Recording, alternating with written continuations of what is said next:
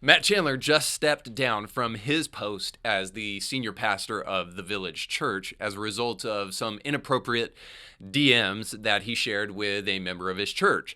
So everybody's talking about it, but I wanted to provide a redemptive take on all that's gone on at that church and perhaps even more broadly in the church. So we'll dig into the direct messages, his decision to step down, but ultimately we'll talk about what this means for the church as a whole as we continue to see big-time pastors have to step away from leadership roles. Talk about that and more today on Indie Thinker.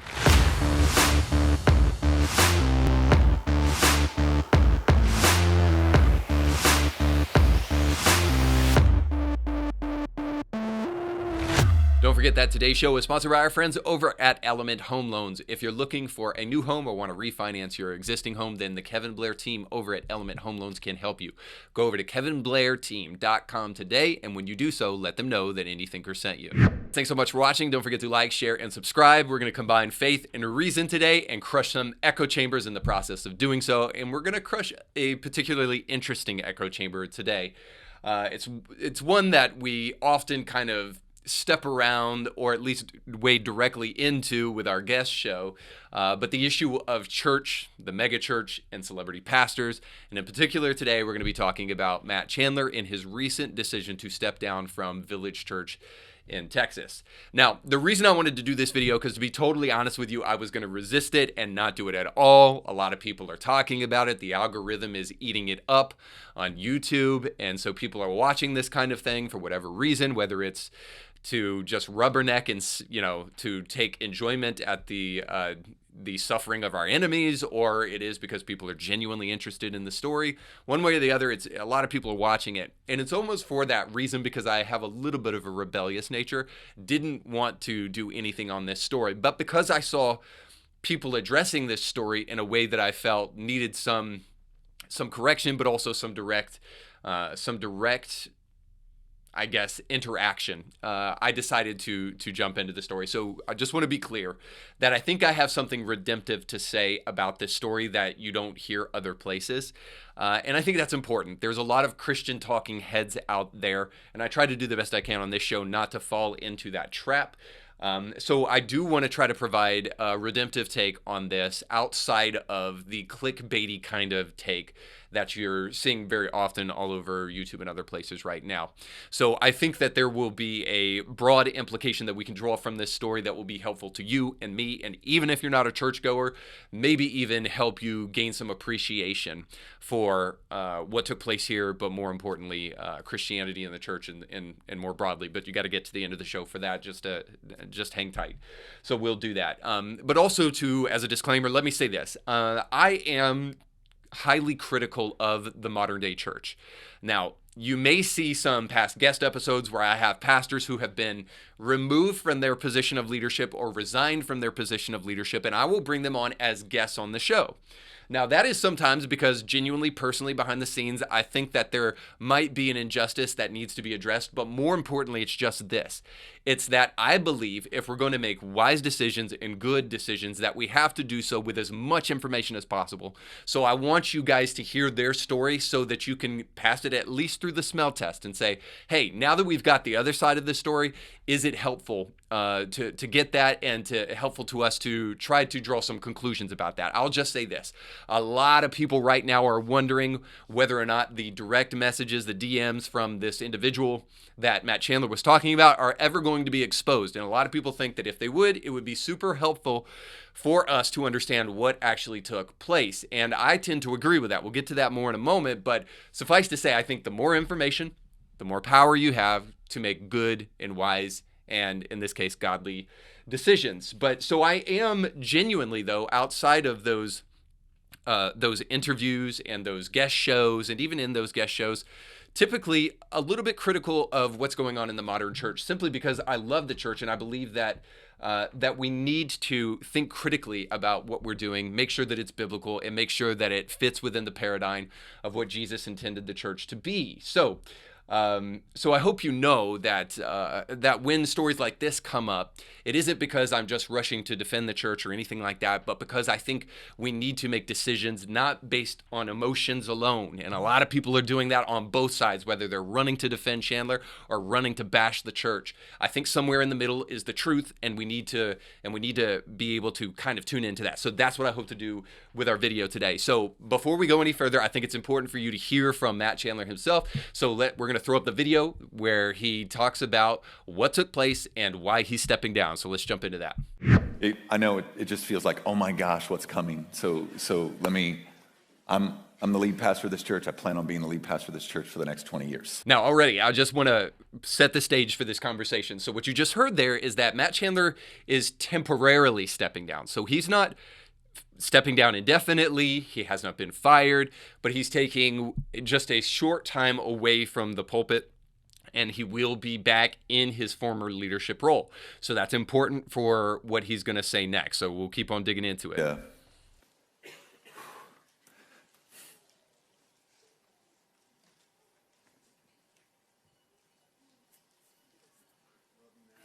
It's harder seeing you.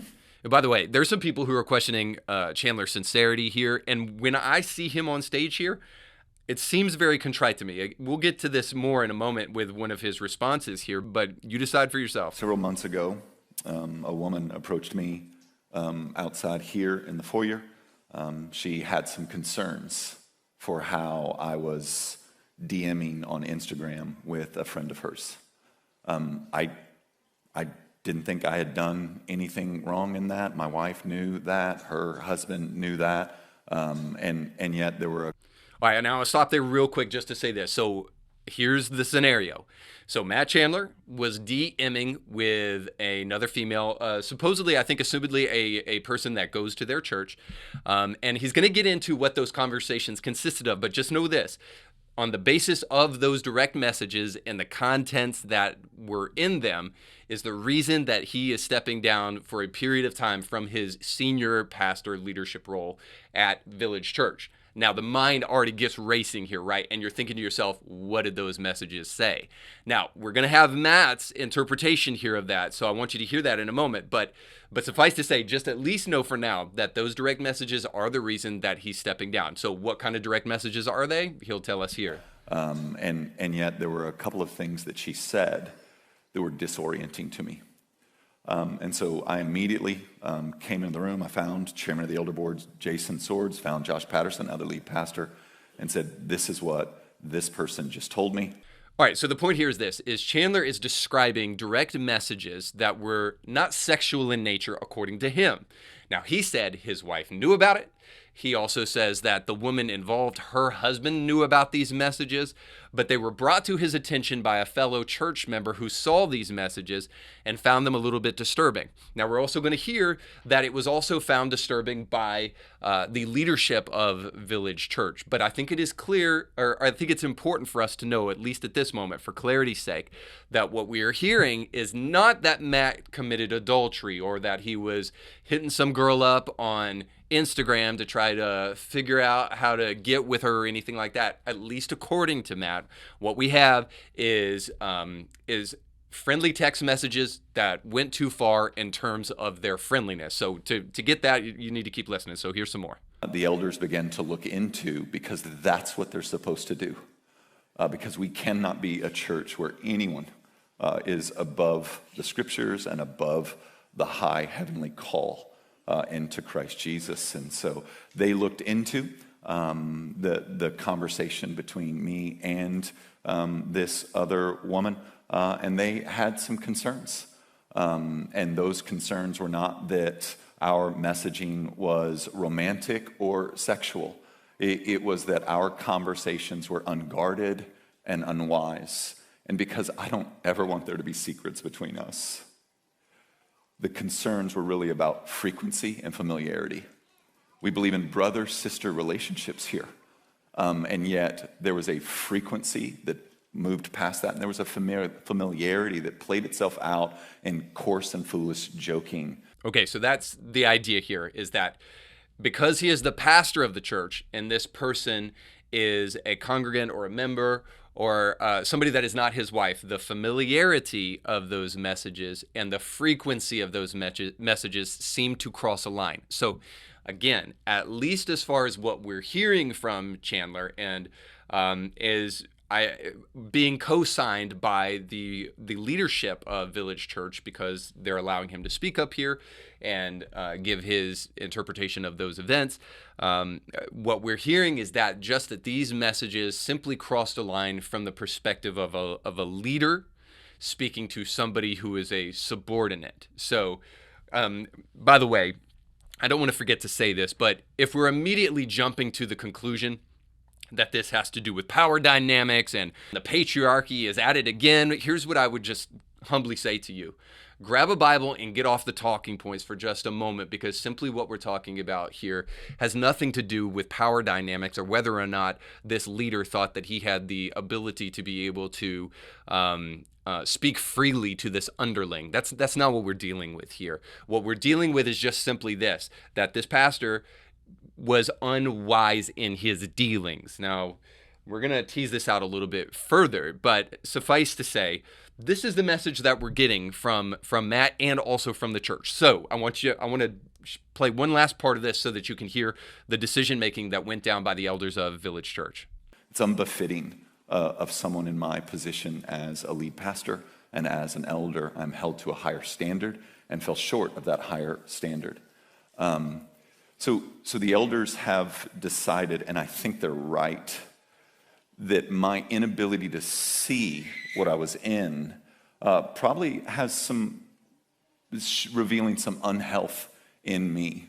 And I don't know if that's tied to the pace I run or the difficulty of the last 6-7 years, but I agree with them.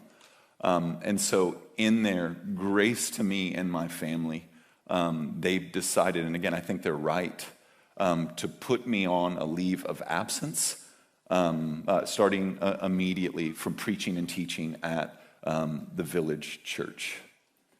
If I'm on, I'm just really embarrassed. Feel stupid? Thank you. Feel dumb? Feel like I'm embarrassing my wife and kids? All right, now we'll stop right there. And so I just want to say this. So this is what the leadership of the church has decided to do. They're not asking him to step down indefinitely. They're asking him to step away for just a little while so that he can regain some of the clarity that he needs to be able to remember where certain boundaries are so that he will not cross those lines. And again, the boundaries are coarse, jesting and joking, but not necessarily sexually inappropriate advances toward a woman that is not his wife. So that's very, very important, because the clickbait side of this is that the internet has been exploding with accusations of adultery here. And unless you want to be an incredibly cynical person and grab your crystal ball and suppose that you know things that nobody else knows except for the people that are intimately involved in these details, then I think it's just fair to say that we have to at least put what Matt is saying in the context of saying it being co-signed by the elders of this church, and suggest that if we don't take at face value what he's saying, then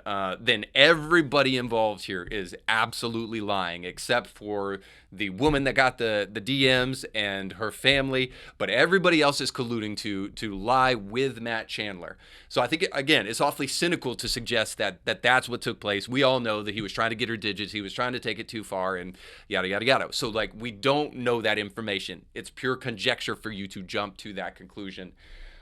So as far as we know, they were not sexual in nature. They were just inappropriate for a pastor and a congregant. Now, the other thing I would say is that there's been a lot of chitter chatter on Twitter about the contriteness and the arrogance of Chandler as he gave this presentation. But all I can say to you is that as I look at this, I come away with a totally different understanding. Maybe it's because I've been in leadership before and I know how difficult it must be to perhaps say these kind of things to a room full of people whom you've pastored. I don't envy him to have to do this. Now, did he bring it upon himself? Yes, absolutely. But the point is that he seems contrite. He seems broken over the fact that he was not able to recognize the lines that he was crossing in this relationship and in these messages. And so now the question remains, what do we make of the fact that Chandler had to step down from his church in the wake of this scandal? And so the first thing I would just tell you is this, is that the one thing that I think we can bring from what we just heard from Chandler is this, that the church is really a great institution when you think about it. Now, before you blow me up down in the comments section, I know a lot of you probably have butthurt in the past because of things that took place at church, but please hear me out on this. What we just saw, if we take it at face value, and I've tried to do the best that I can to give you the reason for why I think we should, at least at this point until more information is given, that the accountability that we see on display at Village Church is at least admirable. Let me ask you a question. Where else does this happen? Where else do you see an institution that holds integrity with such high regard that when a pastor comes along and is foolishly joking with another woman in an inappropriate fashion, that organization immediately jumps to and they do something about it and they remove the leader from leadership for a period of time? This shows that not only accountability seems to be working at Village Church, but it also shows this, that the church is an institution that cares about integrity uniquely in society.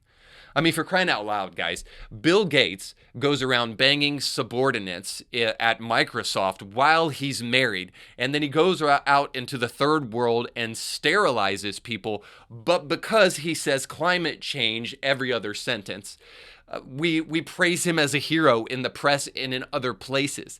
Like, we don't hold these people to account. And I hear this stuff all the time when we finally talk about these kind of things going on in corporate settings and the diversity, equity, and inclusion of trying to make diversity so big and caring about how many gay people you employ instead of actually doing a good job. And then when Christians come along and say, hey, this is not what character looks like. You guys are all so worried about superficial external things that you're not actually worried about real character, then wait for the Twitter mob to jump on us and say, well, I thought you guys were all about forgiveness, and I thought you guys were about Jesus and grace and him being loving to other people. Why all of a sudden being so judgmental? Well, I think it's really interesting. The moment a pastor does anything like this, just wait. Twitter will jump to, just like you expect them to do, to jump on board and bash this guy without recognizing a very simple fact, that it is the church that is held to a position of accountability in the culture like no other institution. And this is an implicit acknowledgement in the conversation that you see on Twitter and in other places right now who are outraged by what took place with Matt Chandler. And so I'm okay with people questioning, and I'm okay with people having some doubts about Chandler's sincerity and all of that stuff. I think that's all things that you don't really know. So I think it's a little bit foolish to waste a lot of time doing that. I think what we can say beyond a shadow of a doubt is the church is still uniquely a place of integrity and uniquely a place that cares about morality in a society that is deeply eroding constantly. But it didn't stop people from Twitter from saying things like this.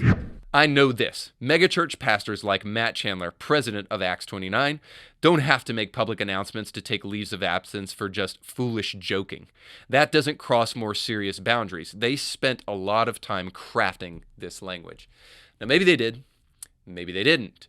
But I think what our buddy here in WatchKeep is saying is exactly what I was trying to say before, is that she's incredulous about it, but I'm affirming about it. She's incredulous about the fact that a church would actually hold their pastor to such a high standard that foolish joking becomes a problem. But it is, after all, a biblical imperative that they're drawing their critique of Chandler from. So she's incredulous. She cannot believe that a church would make a pastor sit down because of foolish joking. And I'm saying this. If we take the story at face value, at least at this point, in which you have no other evidence to suggest otherwise, it's just what we're seeing here is an implicit acknowledgement of the integrity that church as an institution has writ large. Not all churches, not all pastors, but the church as an institution is still hanging on to integrity while the rest of the world doesn't care. And by the way, if we're so upset about what just took place at Matt Chandler's church, may I say something to those of you who have quickly replaced your syringes when COVID-19 was all of the rage with Ukraine flags? Let me just tell you that there's still some big issues going on in the world that should perhaps occupy your attention outside of picking up stones to throw at Matt Chandler. Issues bigger than whether or not women should be pastors in the Southern Baptist Convention. I'm thinking about issues like this, that a Nigerian Christian woman was just murdered while she was cleaning her church by Muslims.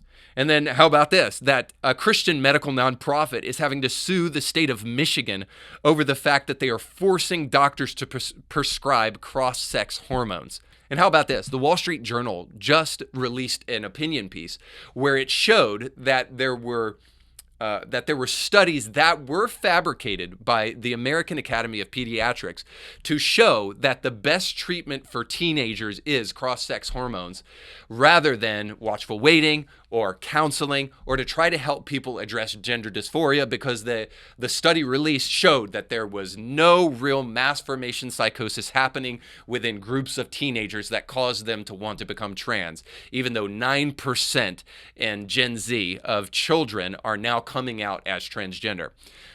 So this study revealed that that was all a crock and that there was no findings for that. Well, little did we know that that study was completely fabricated and based upon zero evidence whatsoever. So it was actually activism posing as science rather than actual science. Now, who would have believed that coming from the transgender community?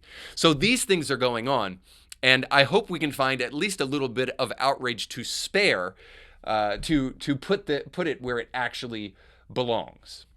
Now, I say that to praise the church as an institution, that Christianity, with all of its foibles, past, present, and future, still is remarkably an institution that cares about integrity.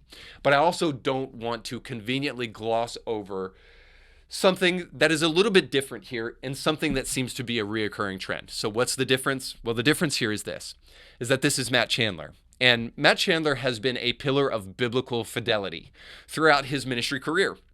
He would, I think, safely be the kind of person who we would look at and we would say, boy, this will never happen to somebody like Matt Chandler.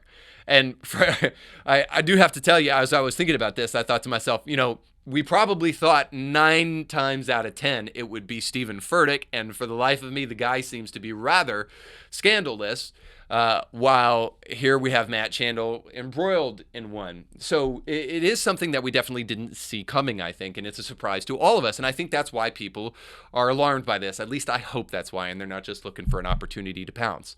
But it does say something a little bit different when somebody like Chandler falls victim to this kind of behavior. And so I don't want to gloss over also the trends that we've seen most recently with the pastoral fallings of Carl Lentz, Brian Houston, and what's that guy's name in South Carolina? John Gray, and others like him. That there does seem to be this reoccurring trend that we can say, well, all people are broken and they lead institutions, therefore all institutions are going to be broken. I think that's correct, but it also may be a little bit too convenient. When we see these reoccurring trends, we need to focus on them. So this is where perhaps a little bit of an admonishment comes in. So I think we saw accountability function, but we also need to recognize that accountability almost always in churches, especially in our modern context, in the modern megachurch, it functions as prescriptions rather than preventative. So it's like modern day medicine, essentially. So we're not trying to educate people and try to help them live healthy lifestyles in the medical field. What we're doing is people are getting sick and then they come into the doctor's office and then they get prescribed a medicine to help them with the sickness that they have already, rather than trying to practice preventative medicine, which would keep them healthy in the first place. And accountability here in this Matt Chandler situation seems to be functioning the same way. Accountability is prescriptive once the thing has been committed, and so now here's the punishment to discipline the behavior. And ultimately, we have to ask the question then, what will prevent these things from happening in the future? And I think this is at least one of the things that we need to start taking more seriously if we are going to be as healthy a church as we need to be, is that we need to come to the realization that church and celebrity culture don't really go that well together. And by celebrity culture, I mean this: fame and fortune within the context of spirituality are a poisonous combination. And whenever we see these things combining, we need pastors to fight against them at all cost.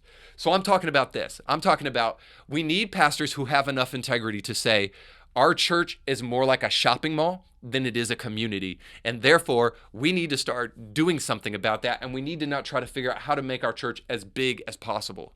And maybe we need pastors who are willing to be bold enough to say, you know what, I'm not going to sign that book deal because I'm not going to fleece my sheep and use this platform and this big church that I've built as an opportunity to push books.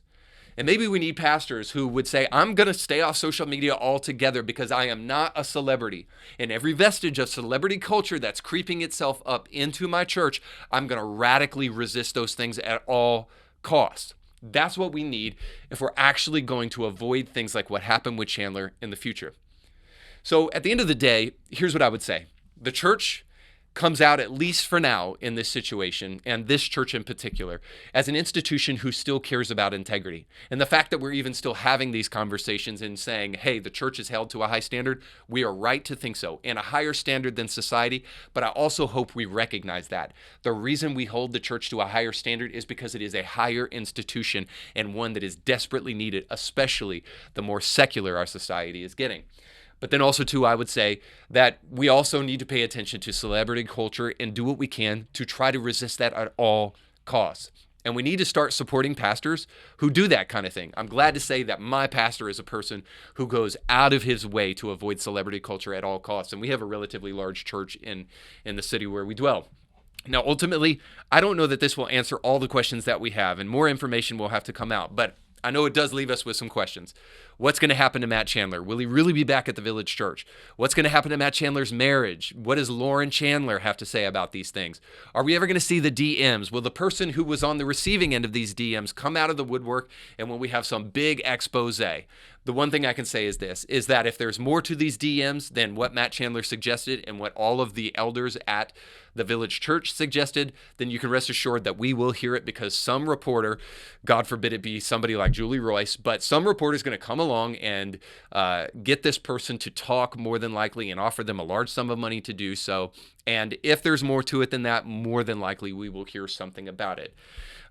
So we'll keep on following the story as opportunity provides itself and as information comes along. But for now, I would just say this, that at the end of the day, you don't have to think like I think, but you do have to think for yourself.